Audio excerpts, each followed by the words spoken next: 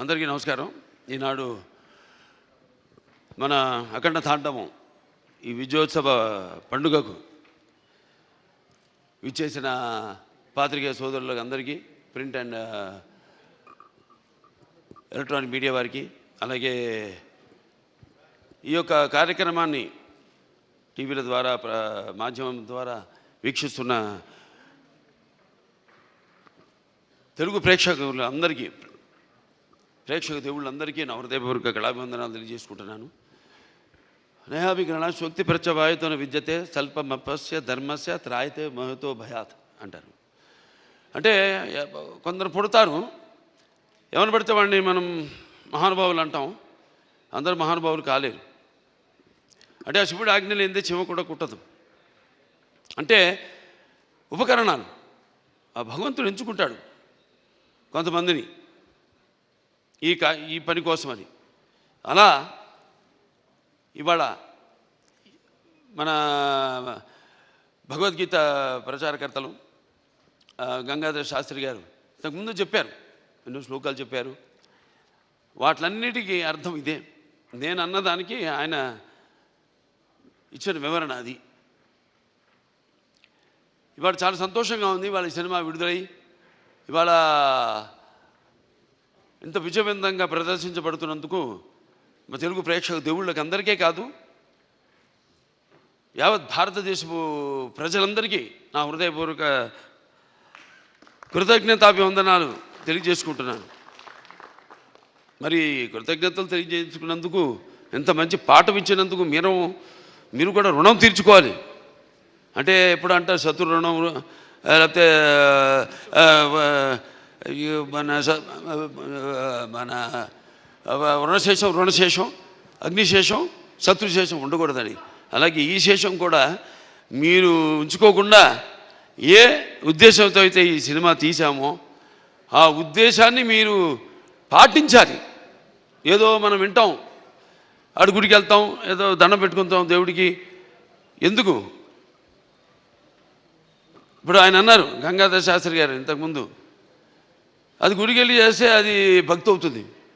అదే మనం మొత్తం లోకాన్ని అవగాహన చేసుకుంటే అది జ్ఞానం అవుతుందని. అంటే మనిషి పుట్టుకకు ఏదో ఒక కారణం ఉంటుంది, అందరూ కాదు. సరే, ఇవాళ ముందుగా ఆ తండ్రి గారిని తలుచుకోవడం నా విద్యుత్ ధర్మాగ్రత సంపర్తం వాగ్రత ప్రతిపతే జగత పితరం వందే పార్వతీ పరమేశ్వరం. అంటే ఆది దంపతులు అయిన ఆ శివ పార్వతులు, వాళ్ళ ప్రతిరూపమే నా తల్లిదండ్రులు. ఎవరి తల్లిదండ్రులైనా ఆ పార్వతీ పరమేశ్వరుల యొక్క రూపాలే. నగాత్ర పరమంత్ర నమాతు పరిదేవత నాహరే పరతశ్రాత నానృతాత్ పాతకం పరం. ఇది తల్లి ప్రార్థన. యస్మాత్ పార్థివత ప్రాదురూపుతున్న భక్తి గురుణ సంతుల మాంసే సహస్రం తస్మై సర్వజ్ఞ మూర్తే పిత్రే. ఇది తండ్రి మంత్రం. అంటే మనకు సగం దేహాన్ని ఇచ్చి మనల్ని ఇటువంటి గురువులు దగ్గర ఎంతోమంది అందరూ సరస్వతి పుత్రులే. ఇక్కడ గంగాధర శాస్త్రి గారు ఉన్నారు, అలాగే అక్కడ మన కాసర శ్యామ్ గారు అయితేనేమి, లేకపోతే మన నాగ్ గురునాథ్ శర్మ గారు అయితేనేమి, మన కళ్యాణ్ చక్రవర్తి గారు, అందరూ సరస్వతి పుత్రులమే. సో వాళ్ళందరి దగ్గర ఇటువంటి మంచి పాఠాలు నేర్చుకోవడానికి, మంచి గీతాలు వినడానికి ఇటువంటి బ్రహ్మాండంగా అద్భుతంగా మన నందమూరి తమను అద్భుతంగా వాటిని చెప్పాడు. అతను పడ్డ శ్రమంత ఒకటే. నాకు వచ్చిన అందరూ ఏమంటున్నారంటే, ఈనాడు సనాతన హైందవ ధర్మం మీసం మెలేసిందని ఈ సినిమా చూశాడు. అంటే మంత్రోచ్చారణ, అలాగే వేదం, అలాగే మన భారతదేశపు మూలాలు, మన ధర్మం, మన గర్వం, మన తేజస్సు కలిగలిపిన సినిమా అఖండ అని అందరి ఆబాలగోపాలం. మన ఆంధ్ర తెలంగాణ రాష్ట్రాలే కాదు, లేకపోతే ఎక్కడ అభిమానులు ఉన్నారో అక్కడ ఆ రాష్ట్రాలే కాదు, యావత్ ప్రపంచం ఇవాళ కోడే కూస్తుంది. అంత అద్భుతమైన సినిమా మాకు అందించినందుకు మీ అందరికీ మా కృతజ్ఞతలు తెలియజేసుకుంటున్నాను. అలాగే అద్భుతమైన అంటే ఈ సినిమాలో ఒక్కొక్క డైలాగ్ ఒక్కొక్క ఆణిముత్యం అంటున్నారు. అలాగే ప్రతి సీన్ కూడా ఒక ఉద్వేగం, ఒక ఉద్రేకం, అలాగే ఒక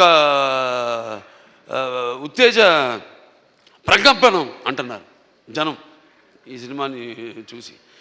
సో సినిమా అంటే కేవలం ఈనాడు దైనందిన కార్యకలాపాల్లో పడిపోయి మనిషి తన అన్న వస్త్రాలతో పాటు ఈ యొక్క సినిమాని కూడా ఒక మాధ్యమంగా ఎంచుకున్నాడు, ఒక అవసరంగా. అంటే ఎవ్రీడే ఏమంటాం మనం, కన్జ్యూమబుల్ కమోడిటీగా, నిత్యవసర వస్తువుగా. మరి ఎటువంటి సినిమాలు తీయాలి మనం అన్నది కూడా మనం ఆలోచించవలసిన అవసరం ఉంది ఇండస్ట్రీలో పెద్దలు. అటువంటిది ఈరోజు నాకు చాలా గర్వంగా ఉంది. నా 4 సినిమాలు, ఇది 5వది. 6 రాబోతుంది రేపు, దానికి కూడా చెప్పా. చరిత్రలో చాలామంది ఉంటారు, కానీ సృష్టించిన చరిత్రని మరల తిరిగి రాసి మరల చరిత్రను సృష్టించేవాడు ఒకడే. అది ఆ తెలియని ఒక శక్తి. దాని కొనసాగింపు ఆ డైలాగులు అన్నాను, నేనే ఈ శక్తి, నాదే ఆ శక్తి అని.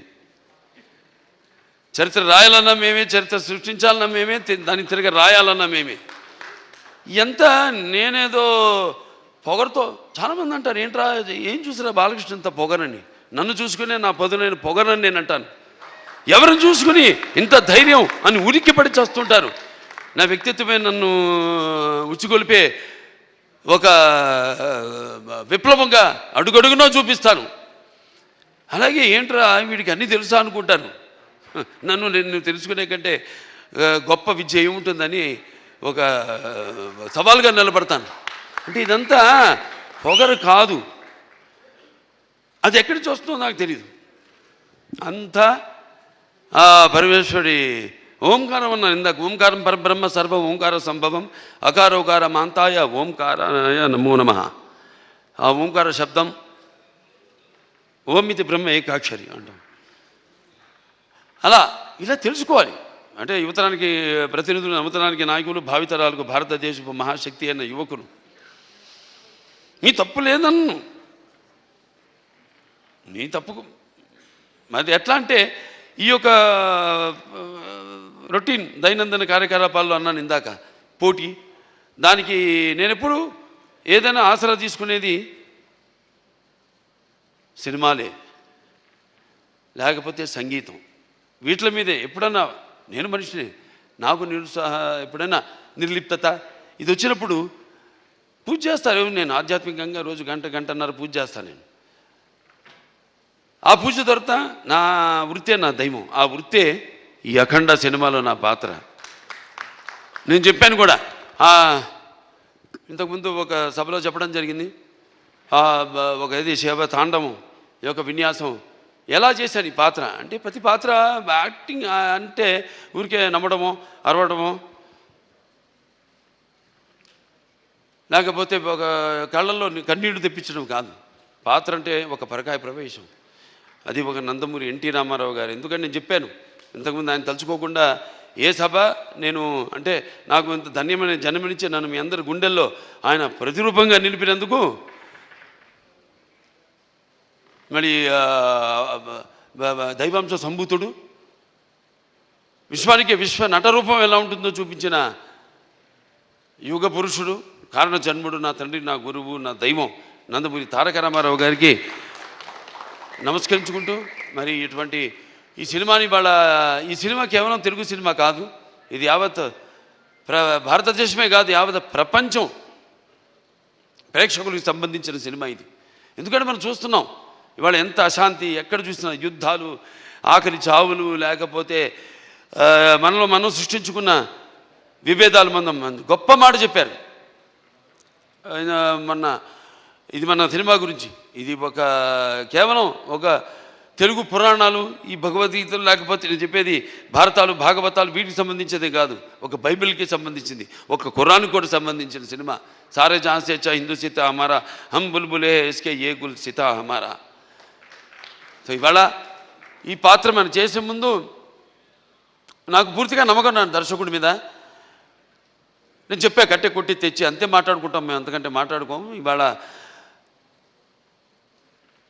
మనం బ్యాట్మ్యాన్లు, సూపర్ మ్యాన్లు వీటిలన్నిటి గురించి మాట్లాడుకుంటాం.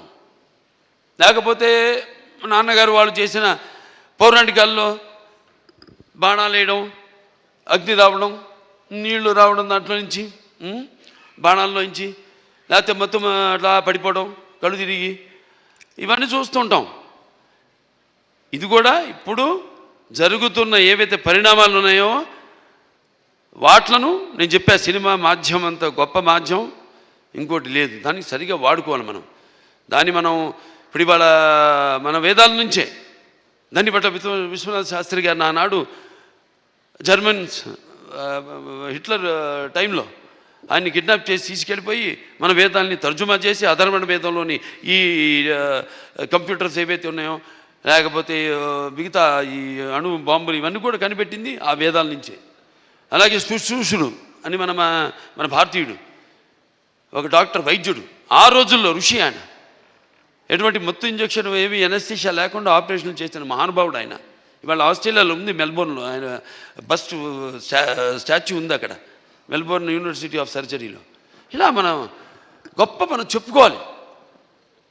ఇలా మనం చెప్తే కానీ మన యువతరానికి అర్థం కాదు. కానీ నా అదృష్టం ఏంటంటే అందరు చెప్తే అందదు, ఫలం అందదు. నా సినిమాలు వాటికి 5వ సినిమా అని చెప్పాను. నా మొదటి సినిమా అఖండ, అది కూడా ఒక పరీక్షే. కోవిడ్ టైంలో విడుదలైంది సినిమా. అసలు రారు జనం థియేటర్లో కొన్న టైంలో ధైర్యం చేసాం, భగవంతుడి మీద భారం వేసి సినిమా రిలీజ్ చేసాం. అఖండ విజయం సాధించింది అఖండ.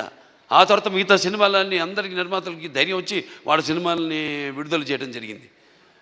ఆ తర్వాత నేను చేసిన వీరసింహారెడ్డి అయితేనేమి, లేకపోతే దాని తర్వాత నేను చేసిన నెలకొండ భగవత్ కేసరి అయితేనేమి, డాకు మహారాజు అయితేనేమి, ఇప్పుడు ఈ అఖండ, తాండవం, ఇన్ని 5 విజయాలంటే నా విజయాలు అనుకోను. నేను ఏదైతే మేమందరం అనుకుంటున్నాము ఇది నా ఒక్కడి వల్ల కాదు. నేనేదో ఒక చిన్న పాయింట్ చెప్పచ్చు, డైరెక్టర్ గారు చెప్పచ్చు, దాన్ని మనం సినిమాగా చూపించినప్పుడు అంటే కళ్ళు మూసుకున్నప్పుడు కనేది కళ, కళ్ళతో అభినయించేది కళ, నిద్రపోతున్నప్పుడు కనేది కళ, నిద్రపోతున్న సమాజాన్ని మేల్కొల్పేది కళ. ఈ 4-5 సినిమాల్లో అందరికీ సందేశం ఇవ్వడం జరిగింది. 5 సినిమాల్లో రకరకాల సందేశాలు.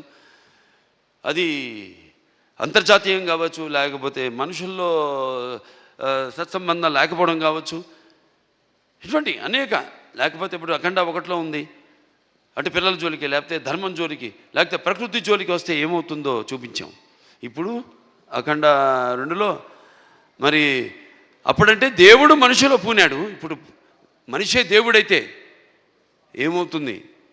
ఇందాక అన్నారు సంభవామి యుగే యుగే అన్నదే ఈరోజు సినిమాలో చూపించాం. దీన్ని ప్రేక్షకులు ఇంత ఆదరించి, ఇంత కేవలం ఇండివిజువల్గా ఒక్కొక్కరు వ్యక్తిగతంగా వెళ్ళి సినిమాలు చూడటం కాదు. ఇవాళ మా అందరూ కలిసి కుటుంబ సమేతంగా, సకుటుంబ సపరివార సమేతంగా అందరూ ఈ సినిమా చూసి, అలాగే పిల్లలు కూడా తీసుకెళ్ళి ఈ సినిమా చూపించి వాళ్ళకి కొంచెం మనం ఏంటి, మన మూలాలేంటి, మెయిన్గా మన సనాతన హైందవ ధర్మం ఏం చెప్తుంది అంటే, మన సనాతన ధర్మం యొక్క, సనాతన హైందవ ధర్మం యొక్క శక్తి, దాని యొక్క గర్వం, దాని యొక్క పరాక్రమం ఏంటో చూపించిన సినిమా అఖండ తాండవం. అలాగే మన హైందవ సనాతన ధర్మానికి మూలాలైన ఏదైతే మనం సత్యం దారిలో నడవాలి, ధర్మం దారిలో నడవాలి, అన్యాయం జరిగితే మనం తల దించకూడదు, తిరిగి పోరాడాలి అన్నది చూపించిన సినిమా అఖండ తాండవం. సో ఈ సినిమాని అద్భుతం, ఇంతమంది కష్టపడితేనే ఆ సినిమా అయింది. ఇవాళ అంటే ఒక్కొక్కళ్ళు, ఇప్పుడు తమన్ గారు చెప్పారు, ఆయన పడ్డ కష్టం, నిద్ర లేని ఎన్ని రాత్రులు గడిపారు నాకు తెలుసు. ఆయన సినిమా ఇప్పుడు వచ్చిందని కాదు, వచ్చి దాని ప్రభావం సమాజం మీద ఎంత ఉంది అన్నది చాలా ముఖ్యం. ఎస్, ఎంటర్టైన్మెంట్ ఉండాలి, అన్నీ ఉండాలి. సమ్మపాళ్ళల్లో బాలకృష్ణ సినిమాలు అన్నీ ఉండాలి, సమ్మపాళ్ళల్లో అన్నీ రుచులు ఉండాలి. పంచపక్ష పరవాన్నం వడ్డించిన విస్తరిలా ఉండాలి, కాదన్ను. కానీ ఏది ఎంత ఉండాలి, ఎవరు ఏ పాత్రలకి న్యాయం చేస్తారు ఏమిటి అన్నది ఒక్కొక్కటి ఒక్కొక్క పరీక్ష మాకు. అలా ఏదైనా ఏం జరిగినా అంతా ఆ భగవంతుడి మీద భారం వేసి మన పని మనం చిత్తశుద్ధితో చేస్తే ఆ చిత్రం ఒక మంచి సందేశాన్ని ఇటువంటి పరిస్థితుల్లో ఇవ్వడం, దాన్ని ప్రేక్షకులను ఆదరించడం, ఇంత అఖండ విజయం చేయడం మా అందరికి ఎంతో ఒక అనిర్వచనీయమైన అనుభూతిగా ఉంది. మాకు గర్వం చెప్పం, ఇంకా చేస్తాం. ఇవాళ ఈ సభ ఎందుకు పెట్టుకున్నాం? ఓ సినిమా చేసాం, అయిపోయింది. ఆ సినిమా విడుదలయ్యే వరకు ఆ సినిమా ఎలా ఉంటుందా, ప్రేక్షకులు ఎలా ఆదరిస్తారా అని ఎదురు చూస్తూ ఉంటారు అందరూ. సో పిక్చర్ విజయవంతమైనప్పుడు అంటే ప్రేక్షకులు మనం వెన్ను తట్టి ఇలాంటి సినిమాలు ఇంకా మాకు ఇవ్వండి అని వాళ్ళు మనల్ని ఉత్సాహపరిచినట్టే. మాకు భయమే లేదు, తట్టక్కర్లా, చేసి చూపిస్తాం. దానికోసమే నేను చెప్పా, నేహాపి కిరణశోక్తి ప్రత్యవాయన విద్యతే స్వల్పమపస్య ధర్మస్య త్రాయతే మహితో భయాత్ అని. మరి తిరిగి అక్కడికే వస్తున్నా. సరే, ఏదైనా ఈ సినిమా కష్టపడిన వాళ్ళందరూ కూడా నా కృతజ్ఞతలు చేసుకుంటూ నా అభినందనలు, వాళ్ళకి నా అభినందనలు, అలాగే ప్రేక్షక దేవుళ్ళందరూ కూడా ఈ సినిమాని ఎంత అఖండ విజయం చేసిన ప్రేక్షక దేవుళ్ళందరూ కూడా నా కృతజ్ఞతలు తెలియజేసుకుంటూ, ముఖ్యంగా దిల్ రాజు గారు ఇక్కడున్నారు, దిల్ రాజు గారికి, మన మ్యాంగో రామ్ గారికి, అలాగే మన రిలయన్స్ శ్రీధర్ గారికి, డాక్టర్ సురేంద్ర గారికి, కొబ్బరినేని గారికి, అందరికీ వాళ్ళు పడ్డ శ్రమ ఈ సినిమా విడుదల కావడానికి అంటే దేవుడు పెట్టే పరీక్ష అది. దీనికి ఏమీ మేము, ఎందుకంటే మీరు ఇచ్చే అఖండ విజయం ముందు ఇది ఎంత ఆఫ్టర్ ఆల్ నథింగ్. నా తల్లి గారు విజయలక్ష్మి సుందరం గారు పాత్ర చెప్పక్కర్లా, ఎందుకంటే కొన్ని పాత్రలు నేను చెప్పకూడదు అక్కడే, ఎందుకంటే ఆ పాత్రలు నేను చెప్పేదానికంటే గొప్ప పాత్రలు సినిమాల్లో. ఆ శివుడే వచ్చి ఆ చితికి నిప్పంటిస్తే స్వామి అని పలకరించి అద్భుతమైన సన్నివేశం ఒక్కటి కాదు, ఆ సినిమాలో అన్ని అద్భుతమైన సన్నివేశాలు ఇందాక చెప్పాను నేను. సో మనస్ఫూర్తిగా అందరికీ ఇక్కడ నా టీం వాళ్ళందరూ కూడా, రామలక్ష్మణ హాస్టల్కి అయితేనేమి, లేకపోతే మా కళ్యాణ్ చక్రవర్తి గారు, కాసాల శ్యామ్ గారు, అలాగే మన నాగ గురునాథ్ శర్మ గారు, అందరికీ, మా డాన్స్ మాస్టర్లు శేఖర్ గారికి అయితేనేమి, భాను మాస్టర్కి అయితేనేమి, అలాగే వాళ్ళ గాత్రం ఇచ్చిన సర్వేపల్లి సిస్టర్స్ అయితేనేమి, లేకపోతే సౌందర్య సిస్టర్స్ అయితేనేమి, కృష్ణ గారు అయితేనేమి, సౌందర్య గారు అయితేనేమి, గంగాధర్ గారి గురించి కొందరి గురించి నేను అన్నాను. నేను చెప్పేటంత వాడిని కాదు, పాత్ర అయినా కానీ సినిమాలో ప్రత్యక్షంగా అయినా కానీ నేను అంత పెద్దోడిని కాదు. మా వాళ్ళ గురించి మాట్లాడాల్సిందంతా ప్రేక్షకుల గురించి అంతే. అదే ఈ సభకు ముఖ్యంగా ఇవాళ జరుపుకోవడానికి, ఈ పండుగ జరుపుకోవడానికి. సో ప్రేక్షకుల దేవుళ్ళందరికీ మరొకసారి నా ఈ ఇంత అఖండమైన విజయాన్ని మీరు దక్కించుకున్నందుకు, మీరు ఇచ్చుకున్నందుకు మీ అందరికీ నా అభినందన తెలియజేసుకుంటూ నేను సెలవు తీసుకుంటున్నాను.